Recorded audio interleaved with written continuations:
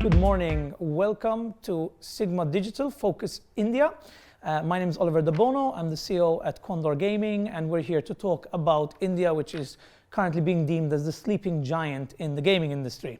I have here in the studio with me Johan, Varun, and Jaydeep, three veterans in the market in India, and we're here to discuss everything from the products to acquisition. First, I want to kick things off with a little bit of info on where we're seeing the Indian market going.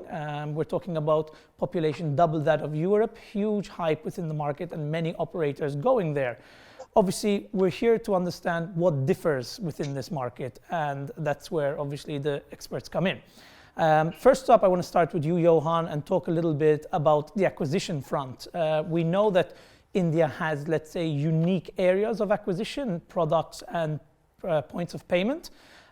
What makes India special? What is the unique market interest, or how do you find acquisitions working in the market?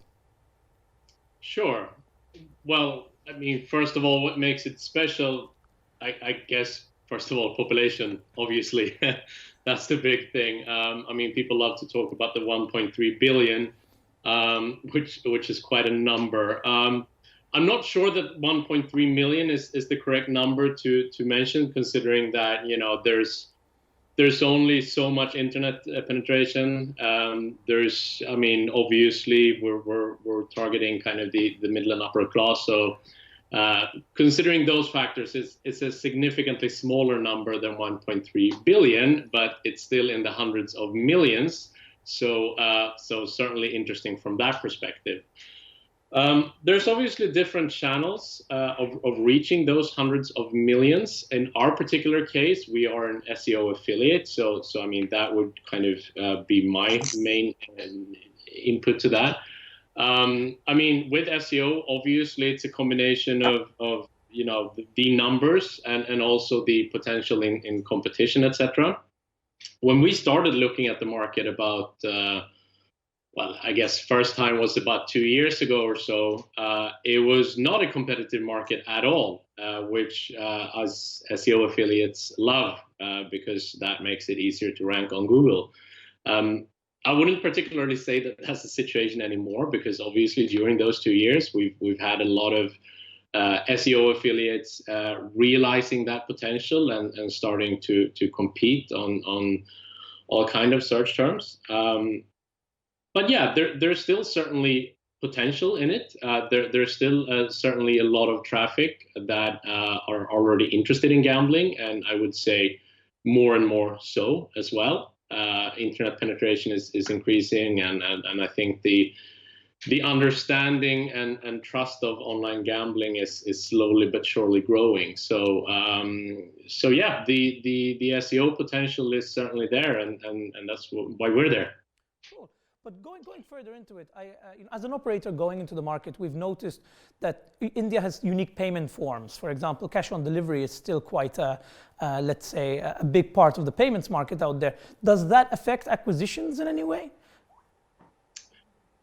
To be absolutely honest, from our perspective, it doesn't affect it that much. I mean, obviously, the customers that we deliver would not be through those channels, because I mean, we do SEO basically. So we deliver customers that search for anything that is either gambling or for that matter related to gambling. I mean, I would say that that's one of our roles as well, to get people that are interested in things that are not necessarily directly gambling, but rummy and stuff that I'm sure we're going to talk about later, that are slightly related, and therefore they might be interested in gambling. So we're kind of a funnel of those type of customers.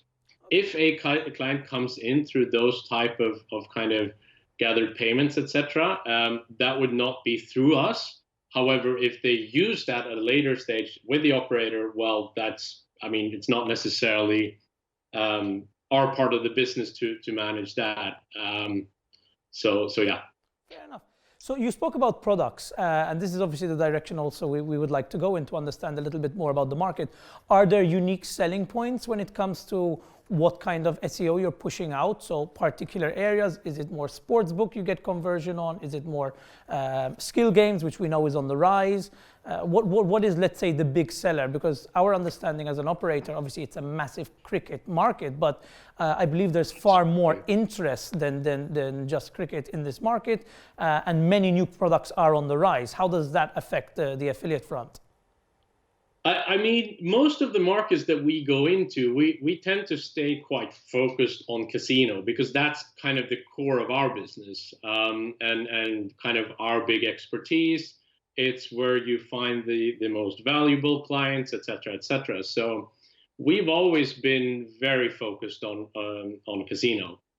However, as you say, obviously the potential in the cricket market in India is just bizarrely big. So you just can't ignore it. You have to look at those enormous search volumes and see what can we do with this. I mean, do we create kind of a separate, just super focused cricket page? I mean, the first question is, well, should we do some sportsbook? Then you realize that, well, sportsbook it's just cricket.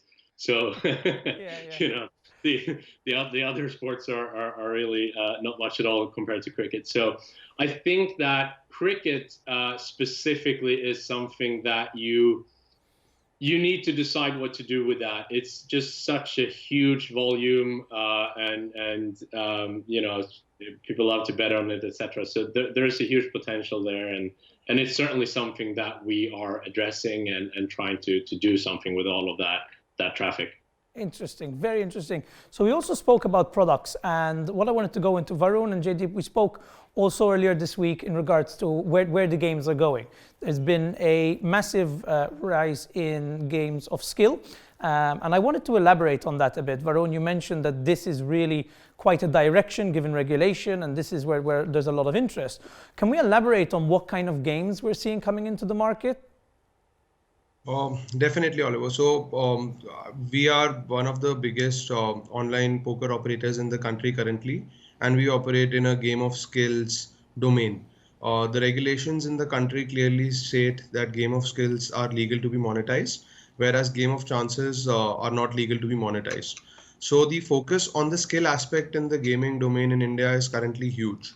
So I would like to add 2 points in this game of skills and game of chance, and the acquisition bit which we touched upon in the initial part of the conversation. So games like Rummy, games like poker, fantasy sports, they are all classified as game of skills right now by the courts of the country, and which gives the legitimacy to the business when it comes to operating them with real money. Definitely there is a huge market out there for fantasy because of cricket and their love for cricket in the country. But we've seen that games like Rummy and poker have also seen a tremendous uptake in the recent past. Rummy is a traditional Indian game, and hence a lot of people knew how to play Rummy before the game came online. And the surge in poker is of particular interest to us because we are operators in this domain, but also because it's an adapted sport. Poker is never been a traditional Indian sport. It is something we have acquired from the West. But I believe it really, calls out to the Indian youth. So a huge population between the 18 to 35-year bracket is switching to poker, and that is going to be a huge market for the Indian subcontinent in the coming few years.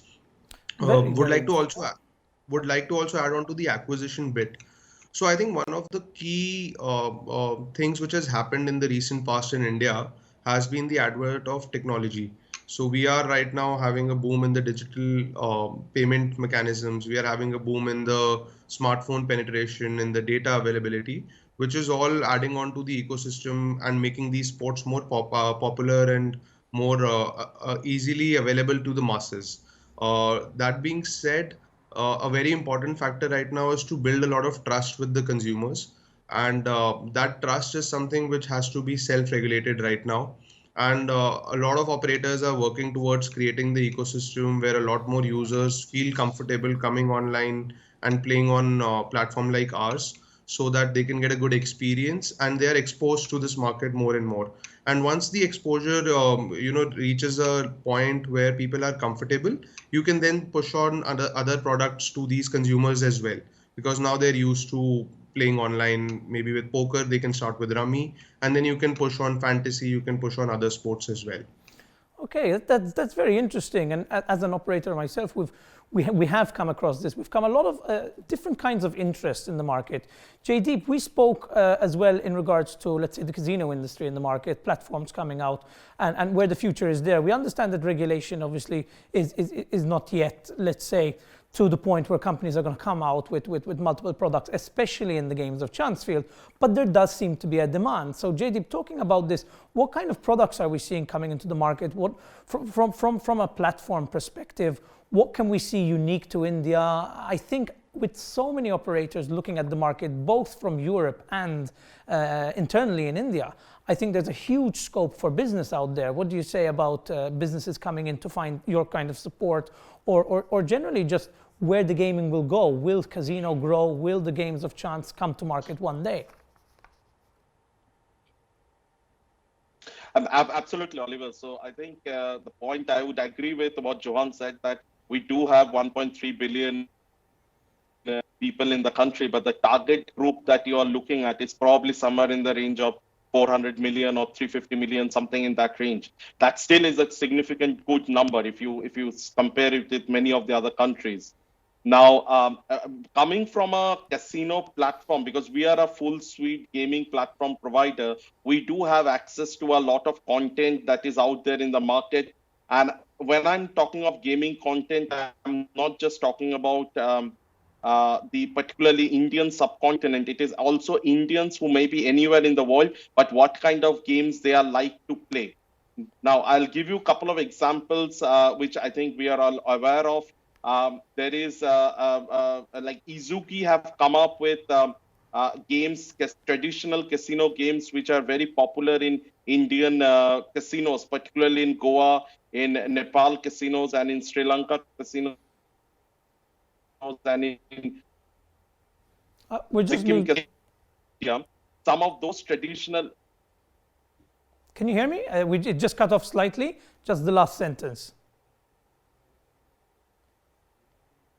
So what I was saying is that is a lot of these traditional Indian casino games are now being brought online by many of the online live dealer providers, and they are actually targeting the Indian diaspora, you can say, either the Indians living in India or the Indians who are probably on some of these casinos. So we do see a lot of that taking place. Also, what I would say is that is in terms of acquisition, what we are seeing is that is like the traditional SEO, like what Johan and his company does, that brings a very high quality player values and all.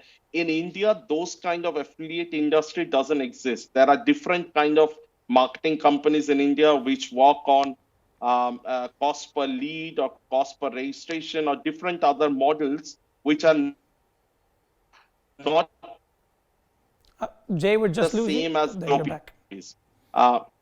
It cut for a second, but I do get it. Did you get my last part? Yeah. We just a couple of words cut out, but I completely understand where you're coming from. And as you said, it's a giant market, 400 million potential, let's say, customers. Back to you, Johan, because this is interesting where we're going, because as an operator, we've actually gotten a couple of requests by customers telling us, oh, do you have this product or do you have that? Now, you have very regional games. I know currently an operator can't offer them. This may come out in the future, but looking at the keyword side of things, what are people looking for when they're going for casino? Because there must be, let's say, industry-specific games. We know Europe has a lot of keyword searching around, let's say, the more generic, the slot games or type of slot games. But what is the trend in India? What are people looking for there? I mean, Rummy is just one of many there. I mean, when we look at local keywords, it's probably up to 100 of them. So I'm struggling a bit to come up with more examples. But I mean, I would say in any market, that's always our approach. I mean, we need to look at what is relevant to this market, what is relevant to this casino market, and what is slightly kind of connected to the casino market. Like it might not be a game that you can actually play online, but people still like to look it up online. We can then kind of catch a lot of that traffic, tell people that, well, you might be interested in this game that is an offline game or whatever it is. But at this operator here, you can actually find something that is very similar. And I think that that's kind of where we add the real value, because I mean, sure, we can funnel the players that are already interested in casino, and you know, we can get good value players, et cetera, et cetera. But I think that where we really create the value for operators is when we manage to kind of convert players that weren't actually necessarily going for playing online. They were just looking at games. They were trying to understand rules of games that they play offline. But now that they actually read about it on our page and we suggest to them that you could actually play very similar games online, well, then we kind of create completely new customer groups that weren't there for the operators. So that's also something that we're trying to do, and I think we're really creating value. Super. Varun, you actually touched on this earlier as well. Once you've brought a customer in and you've built trust, that's actually when the cross-sell comes in, especially within this market. What kind of products, let's say, go hand in hand? Because obviously you have, like you said, a game of skill market. You have people coming in for poker products, but within that market, you've obviously got Rummy, which is a major search, let's say, part of the industry. A lot of people look it up. Any other products that we would say are something to keep an eye on or on the horizon? Definitely. So Oliver, what we are also trying to create is an ecosystem where we are offering more and more products to our consumers. So right now we have poker, but we have plans to get into Rummy. We have plans to get into fantasy. We have plans to get into quizzing. We have plans to get into the other casual games, which are monetized in a different manner. So maybe those games are freemium, or they are games where we have a leaderboard format. Again, has to be game of skill to be monetized in any manner if it's not a freemium model. So the product offerings can vary from card games to fantasy sports to quizzing to arcade games to racing games, because there is a latent market which is now ready to explore a lot more options to entertain themselves. Typically what we saw in an Indian audience was an affinity towards casual gaming till about 3 years back. But now the kind of gaming which is happening is a lot more skill based. It has to be a lot more engaging for the consumers, and it has to definitely come with a lot of value to the users in terms of monetization, in terms of skill levels enhancement. And that is what we are seeing as a trend, that if you are able to create a platform where you're offering multiple products and you're able to acquire a user for one of the products, you can cross sell them. So for example, a user who's coming on your platform for poker, you can cross sell them Rummy, you can cross sell them fantasy sports, and you can also cross sell them the other casual gamings which are there. So the definite plan in this market right now for us is to try and get a product which can offer these multiple games, multiple avenues for the users to explore, and then utilize our expertise in engagement and retention to try and extract maximum juice from them. Okay, that's really interesting, especially because, again, like you said, it's about building loyalty and then cross-selling the customer. But Jaydeep, I just want to touch on one more thing as well, as we're running out of time, but this is really interesting because I've noticed there's a couple of regions in the Indian market that are, let's say, looking to regulate casino or have made attempts. Again, it's most of the market. It is, let's say, not outlawed, but it is not regulated. So that being the case, do we see a change happening in regulation over the next 2 to 3 years? I think obviously we have land-based casino in 2 Indian states, which is Goa and Sikkim. And we have some form of an online gaming kind of an activity, some form which is only allowed in Sikkim, which is not really online, but it's called online. But other than that, I think there is, I know in past there have been several movements or activities that state governments have done towards some form of a regulation. But it has never, I personally have consulted at least 3 state governments on various topics related to gaming. But it needs a lot of political willpower and a lot of influence and an interest on the people who are doing the legislations to actually come up with and tackle this issue. Because see, the way I see it is India, everybody agrees. I think everybody on this panel and everybody in general agrees that there is a lot of gambling related activity that takes place in India. Okay. Okay. And the government can earn a lot of revenue if they just regulate it. But the point comes in that is how do you regulate? And that is where the lot of political willpower is needed. And because the country is big, we have a lot of other issues, and this is not really a priority for the government or for the legislators to tackle at this point.